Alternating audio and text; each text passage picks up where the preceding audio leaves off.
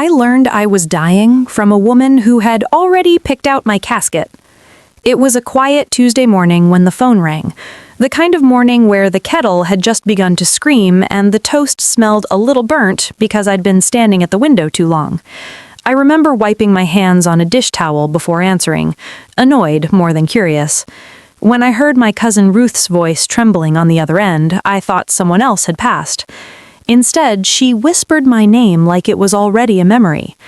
"I didn't know it was that bad," she said. "Why didn't you tell us?" I laughed at first, a soft, confused laugh that slipped out before I could stop it. "Tell you what, Ruth?" There was a pause, a breath, then words that didn't belong to my life at all. "That you're dying, that they've given you months." The kettle screamed itself dry behind me. That was the moment something inside me went cold. Not fear, not sadness, but a deep settling understanding that someone very close to me had been rehearsing my death while I was still washing my own dishes. Before all of this, my life was small in the best possible way. I lived alone in the house my late husband and I bought 32 years ago, a modest two-story with creaky steps and a pear tree out back that never quite fruited the way it promised. The walls still carried the faint smell of his aftershave in the hallway closet, and every spring I swore I'd repaint the living room, but never did. It felt like erasing him. My son Daniel was my only child. He lived 20 minutes away with his wife Leela. They visited most Sundays, usually late, usually rushing. Leela always brought something store-bought, cookies in plastic trays, bread that still tasted like the freezer, and she'd apologize loudly for not having time to bake. She was very good at apologies. They sounded warm, generous. They never changed anything. I never thought of myself as a difficult mother-in-law. I stayed out of their marriage. I didn't give advice unless asked. I didn't comment on how Leela spoke to Daniel or how she rolled her eyes when he mentioned his childhood. I told myself every generation sounds impatient to the one before it. Leela was charming in public, precise in private. She had a way of asking questions that felt like concern but landed like inventory. How much is the house worth now? Did you ever update your will? Daniel says the stairs bother your knees. Have you thought about downsizing?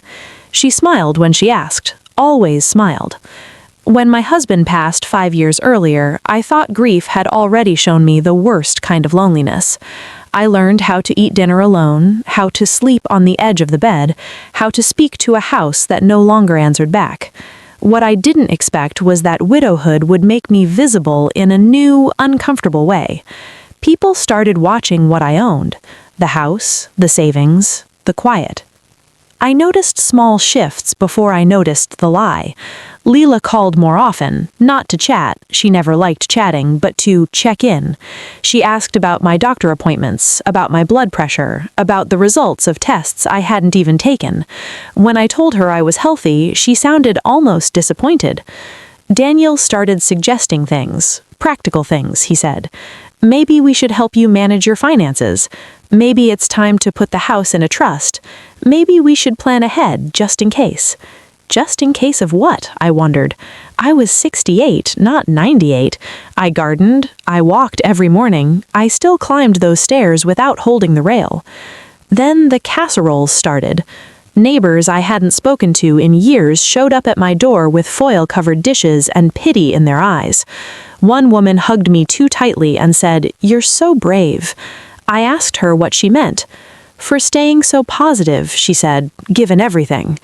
That night, I sat at my kitchen table long after the food went cold, staring at the grain in the wood like it might explain itself. Someone was telling my story for me, and they were telling it wrong. The next call came from my church group, then an old coworker, then my husband's sister who lived 3 states away and cried so hard I couldn't understand her words. Every version of the story was the same. I was sick, I was terminal, I was refusing to talk about it. The source was always the same too, even when no one said her name. Leela told us. I didn't confront her. Not then. That surprises people when I tell them now. They expect shouting, tears, slammed doors. But outrage can be loud, and loud gives liars time to adjust. I needed quiet. I needed to see how far she would go. So I thanked everyone for their concern. I said I was doing fine. I let them believe I was in denial. And I watched. I watched Leela step into a new role she seemed almost relieved to play. She spoke softly around me, corrected people when they used the wrong tone. She held my arm when we walked, even when I didn't need help. She told Daniel not to upset me with talk of the future. She started referring to my house as the family home. She asked for copies of my insurance policies.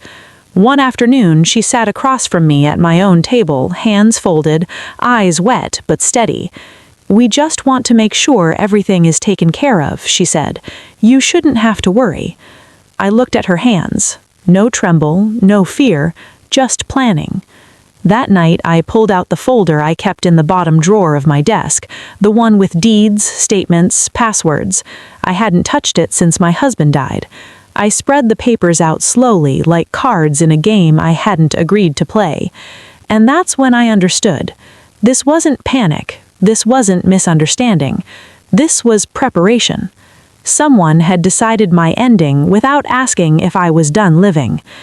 I didn't sleep much after that, not because I was afraid of dying, but because I was awake to the sound of someone measuring my life in square footage and signatures. When Daniel called a week later and said Leela wanted to host a small family gathering, I already knew what it was.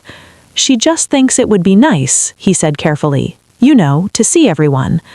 I smiled into the phone, even though he couldn't see it. "Yes," I said. "That would be lovely." I hung up and looked around my kitchen, my living room, my life. Everything was exactly where I'd left it. And yet, somewhere out there, invitations were being whispered, condolences exchanged, and my funeral was being planned, without my consent, without my knowledge, without my death. I poured myself a cup of tea and let it steep longer than usual. If they wanted a goodbye, I decided, they would have one, just not the one they were expecting. The days leading up to that gathering moved strangely, like time had thickened.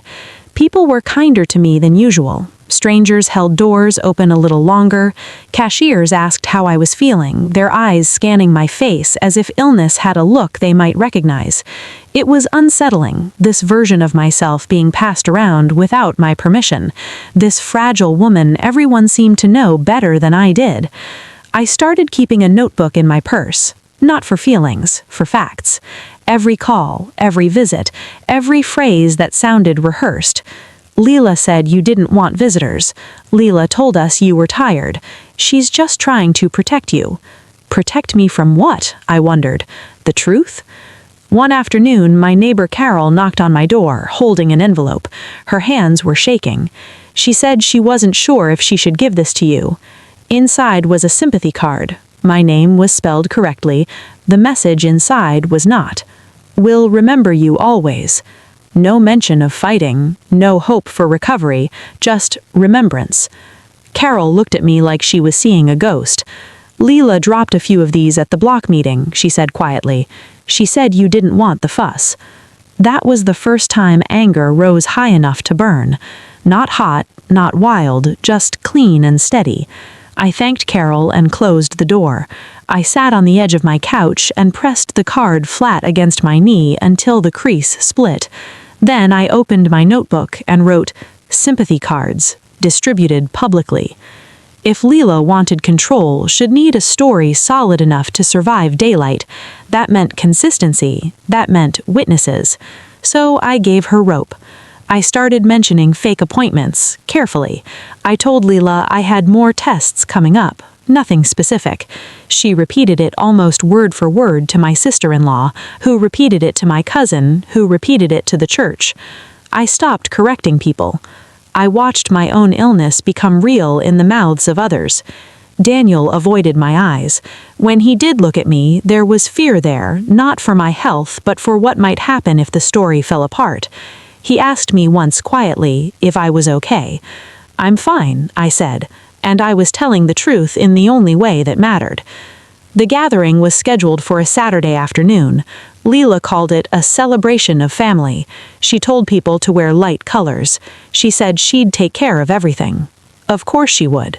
The morning of, I woke before sunrise. The house was silent in that heavy, waiting way it gets before something important.